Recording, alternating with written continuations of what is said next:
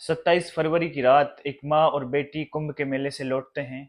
लौटने के बाद वो अपने स्थानीय क्षेत्र हरियाणा रोहतक में अपने घर पर चले जाते हैं। उसके बाद में बेटी अपनी माँ से कहती है आप दिल्ली लौट जाइए। उसकी माँ दिल्ली रहती है और कहती है कि आप अगर मेरे मुझसे कांटेक्ट ना हो पाए तो आप चिंता मत कीजिएगा, क्योंकि यहाँ पे हरियाणा में स्थानीय चुनाव हैं तो मैं उसमें बिजी रहूंगी। हो सकता है मैं आपसे बात ना कर पाऊँ। उसकी माँ दिल्ली आ जाती है और दूसरे दिन उसकी माँ उसको कॉल करती है तो उसका कॉल नहीं लगता है, उससे बात नहीं हो पाती है।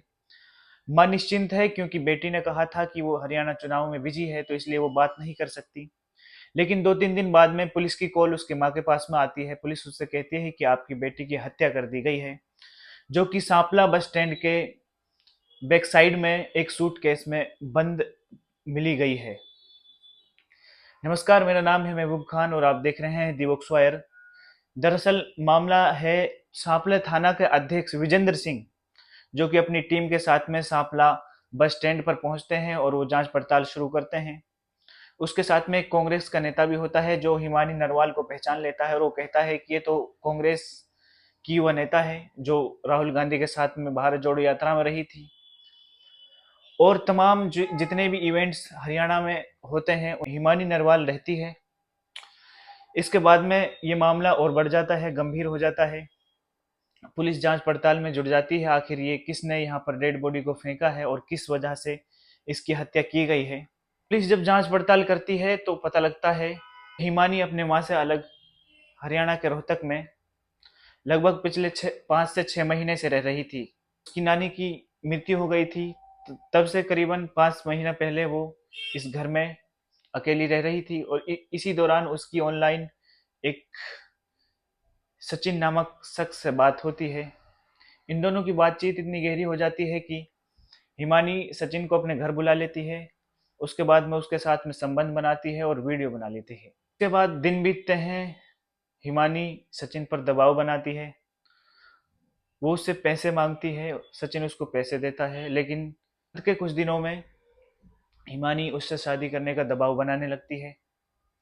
सचिन इससे मुकर जाता है। सचिन जब मुकर जाता है तो हिमानी उसको ब्लैकमेल करती है। ब्लैकमेल करने के बाद में सचिन हिमानी को अपने पास दिल्ली में बुलाता है। जो सचिन है वो दिल्ली में एक मोबाइल शॉप चलाता है खुद की। सचिन हिमानी से तंग आकर उसको बहला फुसला कर अपने पास बुला लेता है और उसके बाद में उसकी हत्या कर देता है। पुलिस ने सचिन को गिरफ्तार कर लिया है और सनसनीखेज मुद्दा इसलिए भी बना क्योंकि हिमानी एक पॉपुलर युवा नेता थी हरियाणा कांग्रेस की, जिसमें लगभग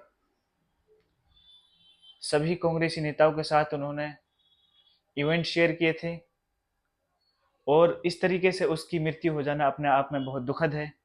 सचिन की अब से पहले शादी हो चुकी थी, उसके 2 बच्चे भी थे। सचिन की बीवी मायके गई हुई थी और हिमानी सचिन पर शादी का दबाव बना रही थी। इसी बीच सचिन ने मौका देखकर हिमानी को अपने पास बुलाया और उसकी मृत्यु कर दी। मृत्यु करने के बाद में उसको सूटकेस में पैक किया और लाश को ठिकाने लगाने के लिए वो चल पड़ा। उसको ठिकाने लगाने से पहले उसने सोचा कि कहीं कोई बस में चेकिंग ना कर ले, इसीलिए उन्होंने सांपला बस स्टैंड के पीछे बैक साइड में उस सूटकेस को फेंक दिया। पता कुछ यूं चला, जब उसने सूटकेस को बस स्टैंड के पीछे फेंका तो आते जाते लोग उसको देख रहे थे, लेकिन किसी ने उसको खोलने की हिम्मत नहीं की। कुछ लोग आए, उन्होंने देखा तो उन्होंने उस सूटकेस को खोलने से पहले पुलिस को चेक करने के बारे में सोचा। पुलिस आई, पुलिस ने देखा, पुलिस ने उसको खोला तो उसमें 22 वर्षीय हिमानी की लाश थी।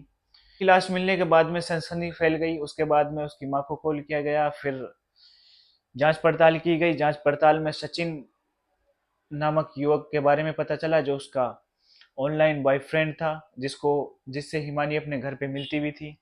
बाद में सचिन को हिमानी ब्लैकमेल करने लगी और सचिन उससे परेशान हुआ तो सचिन ने उसकी हत्या कर दी। अभी सचिन पुलिस की गिरफ्त में है और आगे की कार्रवाई क्या होती है देखते हैं इस बारे में। तब तक बने रहिए आप दी वॉक्सवायर के साथ। धन्यवाद।